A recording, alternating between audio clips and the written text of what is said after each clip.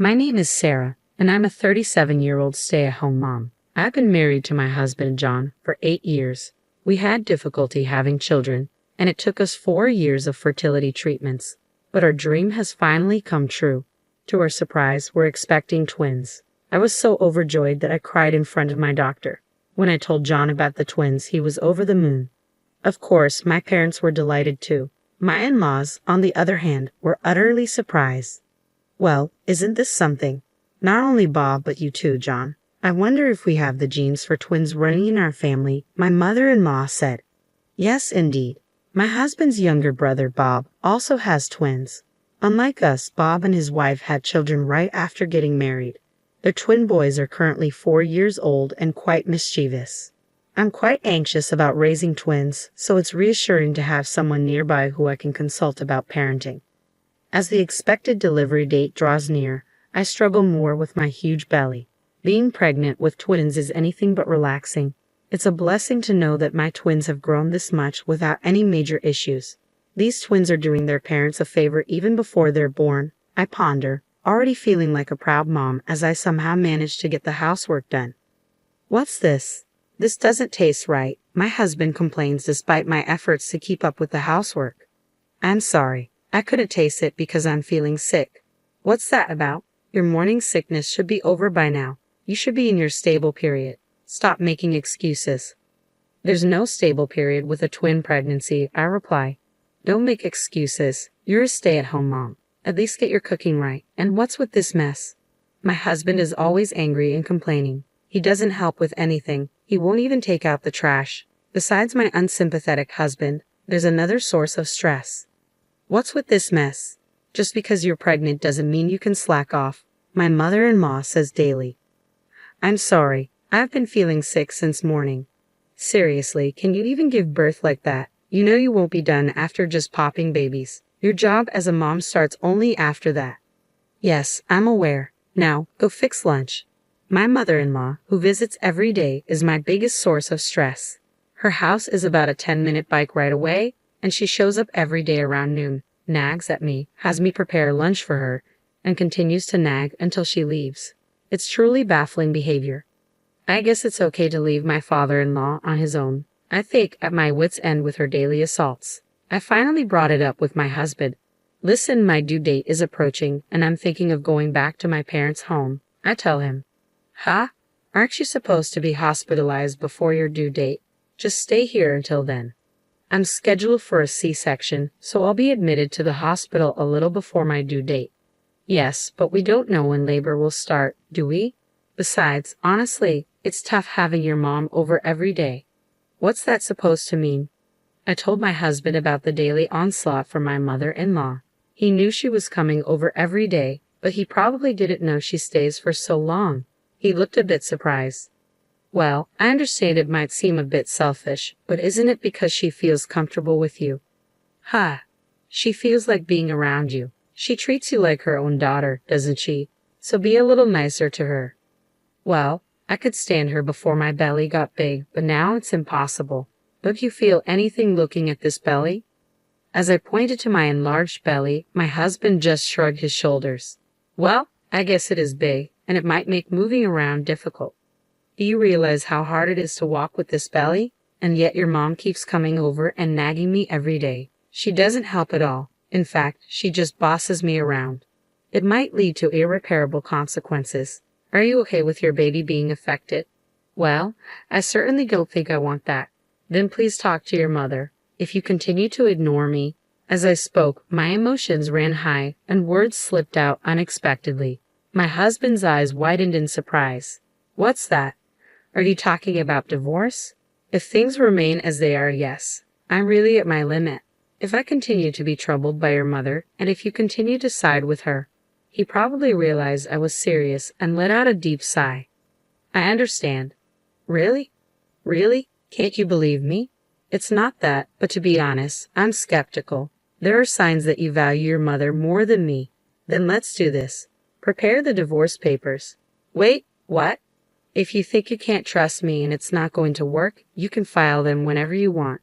How about that? Can you believe me now? Yes. Seeing my husband's determination, I felt relieved. After that, he actually prepared the divorce papers and seemed to have warned his mother. In the end, I didn't return to my parents' place, but after that day, there were no more onslaughts from my mother-in-law until I was hospitalized. I had a C-section and safely gave birth to twins. For a while after that, I stayed at my parents' home, somehow managing the whirlwind of first-time parenthood. However, as a new mom, I struggled to raise my twins. Then one day, my husband came to visit me at my parents' place. "Can you come back home soon?" "Huh? It hasn't even been a month yet." "It's already been a month. Aren't you just having too much fun while leaving the house?" "Fun? I've had no such time. Being a mother of twins is tough. I'm enduring my painfully slow recovery from childbirth because of my advanced age, and yet I'm still taking care of our kids." "So what if you're old? There are plenty of people who don't return to their parents after giving birth. Stop being such a baby and come back home already." After saying those harsh words, my husband left. Didn't he come to see our kids? Without even properly looking at his children or holding them, my husband left just like that. While calming down my crying twins, I too became sad and shed tears. Not wanting to strain our marriage, I returned home, shaking off my parents who tried to hold me back. "You finally came back. Do you even understand what it means to be a wife?" The moment I opened the door, these were the words that came out of my mother-in-law's mouth. She was waiting for me, standing there like a guardian statue. Exhausted, I found it hard to even respond, so I silently walked past her. "Hey, don't ignore me." Ignoring her words, I entered the room and was left speechless. "Call this place my home," I muttered, looking at the disastrous state of the house. The kitchen was piled with dishes with no space for cooking. The floor was covered with discarded clothes, garbage from empty lunchboxes, and more. And to think I'd just been away for about a month. Mother-in-law, did you come here while I was away?" "I was here the whole time. I was worried about my son struggling alone." "So you were here all the time and we still have this mess. Worried about your son, and yet you let our home turn into a disaster? Anyone would fall sick in an environment like this. It's unsanitary for my babies." She's raised kids before. Does she not even care about basic hygiene? First, I put my twins to sleep in the bedroom where their crib was set up. Then I started to clean up. I guess this will do for now. Just when I finally finished cleaning up, my babies started crying again. I didn't even have a moment to catch my breath. I finished cleaning as the sun was already starting to set. "You're finally done. You're so slow," my mother-in-law said while she sat on a chair, sipping her tea. It took everything in me not to splash her tea over her head as I strained to feed my babies. She set down her teacup with a clink and looked at me, saying, "Oh, by the way, starting this weekend, Bob's twins will be coming over. You don't mind looking after them, do you?" "Excuse me." I was so shocked that I had to take a long pause before responding. "Could you please repeat that?" I said Bob, my youngest son. The twins from his family are going to be staying with us on weekends from now on. "What do you mean by that?" "We're doing this to give Bob and his wife a break. You're having an easy time with your own twins who just sleep all day, so it's only fair that you can do this for them, right?" I was dumbfounded. I'm not having an easy time at all. In fact, I'm so busy I barely have time to sleep. With the situation at home now, things are only going to be rougher. What on earth are you talking about? What's so hard about being a stay-at-home mom? I'm giving you a job to do. Be grateful and accept it. I can't. You just can't because you're inefficient with housework. Don't make your incompetence an excuse. It's been decided. This is a done deal. With that, she left. Just like my husband, she states her piece and leaves without hearing me out. But now isn't the time for me to be impressed with how similar my husband is to his mother. Mother, like son. Panicked, I called my husband, who should still be at work. "What's up? I'm busy right now. Listen, your mom just said the most outrageous thing. She wants us to look after Bob's twins on the weekends." "Oh, that. You knew about this." I couldn't believe my husband knew about this. "Why didn't you say no?"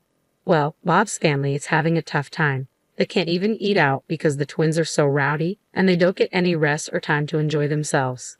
Don't you feel bad for them?" "Yeah, that must be rough, but why does it mean we have to take care of them?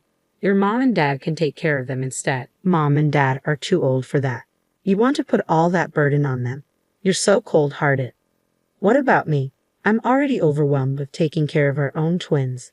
Babies are easy. They just sleep, eat, and sleep again. It's not that hard." "Oh, And don't slack off on housework. I won't allow any excuses. Keep that in mind. If you refuse, we're getting a divorce. What?